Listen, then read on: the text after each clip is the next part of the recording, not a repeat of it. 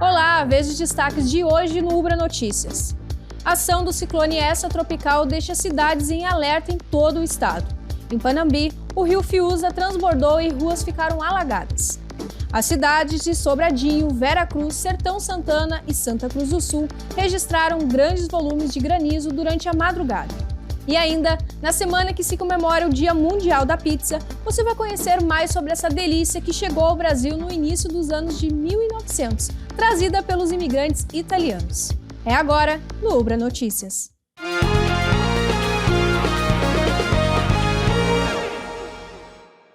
A gente começa essa edição do Ubra Notícias detalhando a rota do ciclone que atinge nosso estado.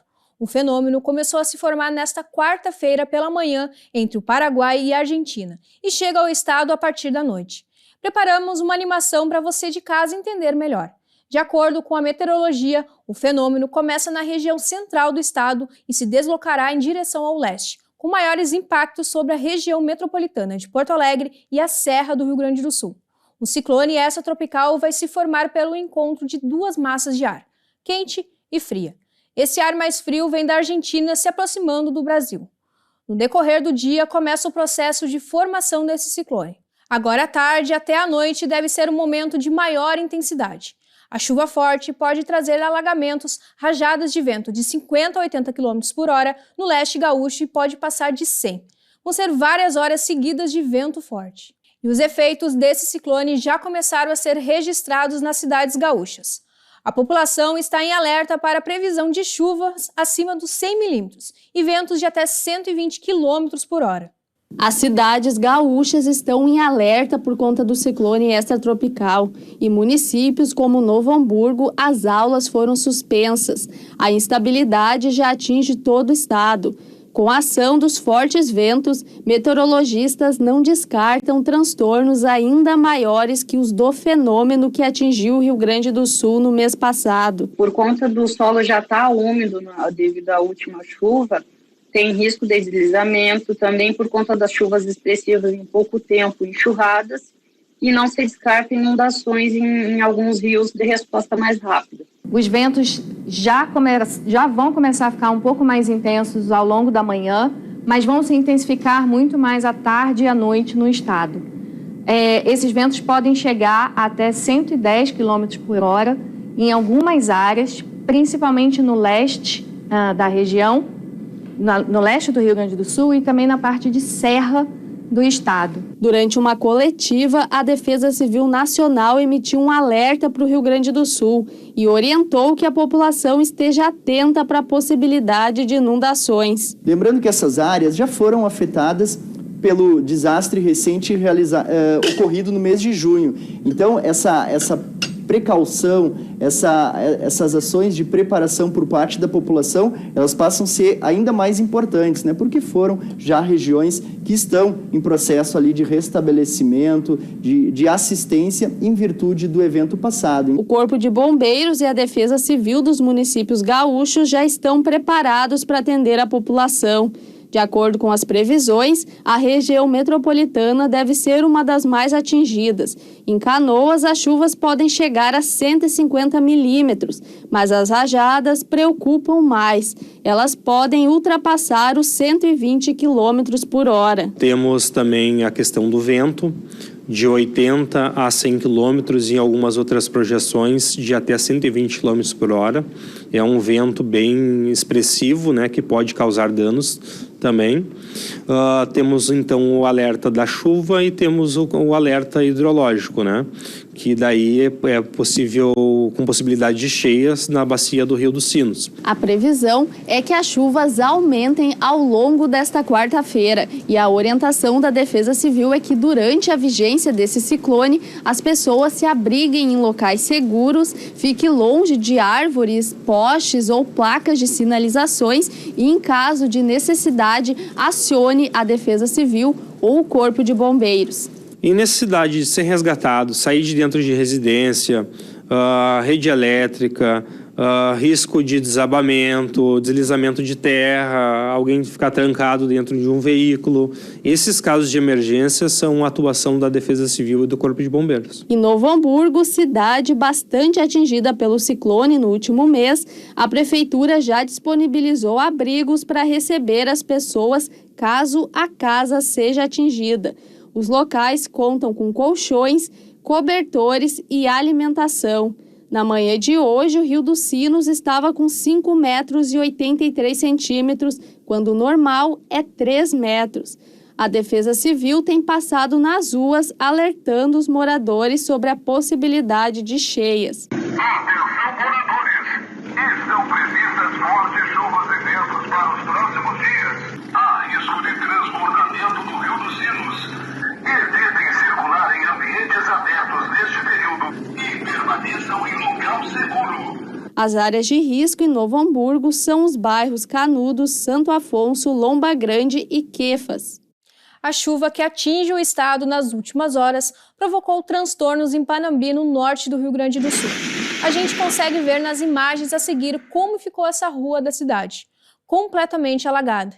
É que o rio Fiuza, que corta a cidade, transbordou e várias ruas ficaram desse jeito, inclusive invadindo casas. 2 homens furtaram itens da campanha do agasalho em Canoas durante a madrugada. O crime aconteceu na sede da Defesa Civil, que fica dentro do quartel do Corpo de Bombeiros. Ninguém percebeu a movimentação. As imagens da câmera de segurança mostram 2 homens saindo da sede da Defesa Civil em Canoas. No local, eles furtaram um botijão de gás, alimentos e cerca de 100 peças de roupa doadas que iriam ser destinadas para pessoas em situação de vulnerabilidade. Os homens saíram do lugar a pé, carregando os itens furtados, e deixaram o local completamente bagunçado. Eles se alimentaram ali, a gente viu que tinha garrafa de bebida aqui dentro. Eles levaram parte de alimentação dos agentes também aqui, que estava na geladeira. Comeram ali. Na verdade, eles fizeram mais uma algazarra do que levaram, na verdade, porque eles reviraram todo o nosso depósito, botaram tudo abaixo. O furto aconteceu no último final de semana. As 2 pessoas que são vistas nas imagens das câmeras de segurança chegaram a pé aqui no local, arrombaram a porta da Defesa Civil e desligaram o disjuntor. Com isso, durante toda a ação, ninguém foi alertado. O mais inusitado é que tudo isso aconteceu dentro do quartel do Corpo de Bombeiros. O sistema de alarme ele se reporta ao telefone meu como secretário, do nosso colega Daniel, diretor, e também para a Guarda Municipal. E não houve essa ativação. Então, quando a gente viu, né, eles têm as baterias que duram durante um tempo. Então, isso ocasionou não o disparo do alarme. A nossa rua aqui é meio deserta, a gente achou até meio um desaforo deles, né? Porque nós estamos dentro de um quartel militar aqui, né? De acordo com o secretário adjunto da Defesa Civil, Igor Souza, um funcionário que percebeu o furto pela manhã quando chegou para trabalhar. O caso foi encaminhado para a Polícia Civil, que está investigando o crime. Prontamente a gente foi até a delegacia, registramos o boletim de ocorrência, né? Estamos com imagens aí já com o pessoal da investigação para tentar reconhecer quem são essa dupla, né? A distribuição de agasalhos e alimentos segue normalmente, mas os itens furtados geram um prejuízo, já que as doações nem sempre são o suficiente para a demanda da população. São frutos de doações que a gente recebe, né? A gente sabe que as pessoas também batalham para fazer essa ajuda, para que a gente possa entregar para essas pessoas que mais precisam, né? Tudo que a gente perde, né? Ainda mais uma coisa que não é esperada. Então, a gente pode dizer que foi uma... A gente perder essa situação aí, a gente perde números também. O Banco Sul, acusado de racismo depois de uma fala em uma sessão da Câmara de Vereadores, foi denunciado pelo Ministério Público por injúria racial. Francisco Vilela vai responder também por prática, induzimento e incitação de discriminação e preconceito de cor. A denúncia foi feita por causa das falas que ele proferiu no dia 5 de junho durante uma sessão da Câmara de Vereadores. No dia, ele falou de uma servidora enquanto o microfone estava ligado. Ela estava na sessão, só que não percebeu que ele se referia a ela. Só no outro dia que ela foi avisada por colegas. Depois da sessão, ela registrou um boletim de ocorrência na Polícia Civil. A instituição investigou o caso e indiciou o Chico por injúria racial. Ele foi denunciado pelo Ministério Público e agora a denúncia foi encaminhada para a Justiça de Canguçu. Se for aceita, ele vai virar réu. Chico Vilela também é alvo de uma comissão na Câmara que avalia o pedido de cassação. A venda de veículos novos no Rio Grande do Sul voltou a apresentar avanço no estado em junho, mês que contou com o incentivo do governo federal para o setor. Vamos conferir. Mais de 9.300 automóveis comerciais e leves foram vendidos no mês de junho aqui no Rio Grande do Sul. O número representa uma alta de 4,9% na comparação com o mês de maio e é quase 30% superior ao resultado de junho de 2022. O grande responsável pelo aumento foi o programa Carro Popular do governo federal, que ofereceu descontos e levou muitas pessoas até as concessionárias. Lá pela metade do mês, os clientes, os consumidores, eles foram em grande volume às concessionárias, fazendo com que a média diária de vendas subisse de cerca de 6, 7 mil veículos dia para mais, chegando até 22 mil veículos dia nos últimos dias. Isso produziu um aumento de quatro vezes, mais ou menos, a média diária.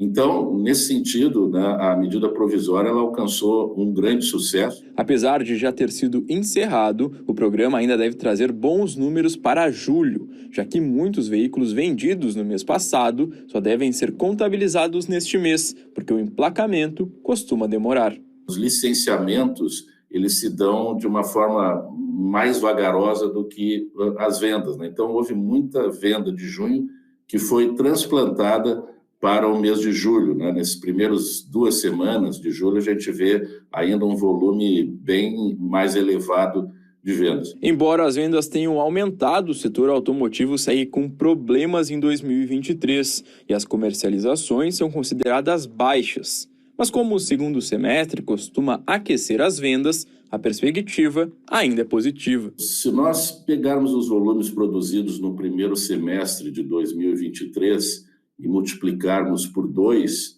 né, então nós teríamos um ano completo por essa projeção simples, ainda assim nós não vamos ter um ano maior do que o ano de 2022. Entretanto, tradicionalmente, o segundo semestre ele é bem mais produtivo do que o primeiro, porque nós já estamos nos aproximando aí de pagamentos de 13º. Tudo isso nos leva a uma expectativa positiva, associado ainda a uma possível redução de taxa de juros, uma diminuição que já se nota, né, da inadimplência, que é muito importante para uma oferta maior de crédito. Então, são fatores vários positivos que nós estamos aguardando ocorram e certamente deverão ocorrer, que nos darão uma expectativa de poder superar o ano de 2022 em até 5%, quem sabe 10%. Semana foi comemorado o Dia Mundial da Pizza. A redonda nasceu na Itália no século XVIII e chegou ao Brasil no início dos anos de 1900, trazida pelos imigrantes italianos. Desde então, São Paulo tornou-se a capital brasileira da pizza, com a produção diária de perto de 900 mil unidades.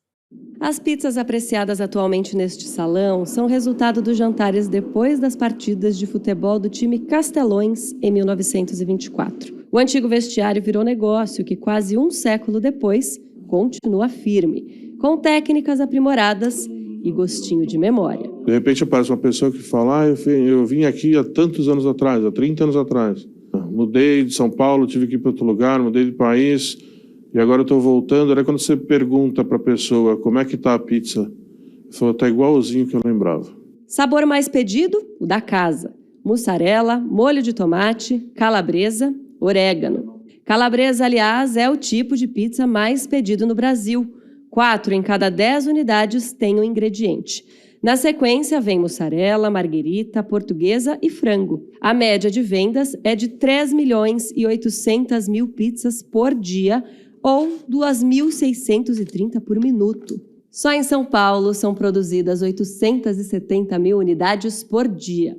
A cidade, aliás, deu origem a um tipo que é vendido em 2 de cada 3 pizzarias do país, a pizza paulistana, com 8 pedaços, massa grossa e recheio farto. Mais recentemente, uma outra variedade tem ganhado adeptos, a pizza napolitana.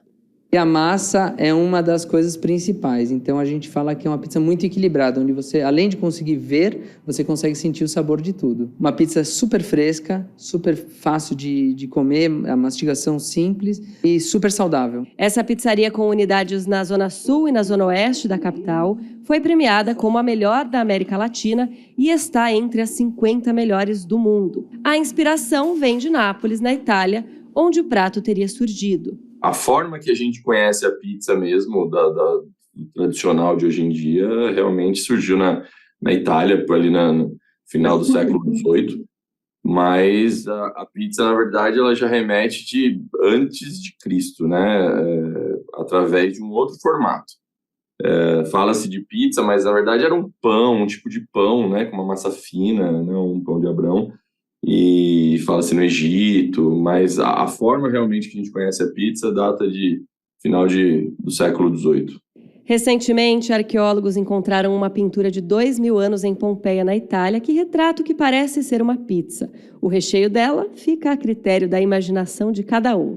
Assim como a comemoração do dia desse alimento que chegou ao Brasil com os imigrantes italianos no início do século XX e que, além de ser patrimônio imaterial da Unesco, é democrático e delicioso. Para comemorar, indo na pizzaria, né? Só pode, porque não tem outro jeito. Logo mais, às 9h, tem o Jornal da Cultura com as informações do Brasil e do mundo. O Ubra Notícias termina aqui. A gente se vê na próxima edição. Até lá!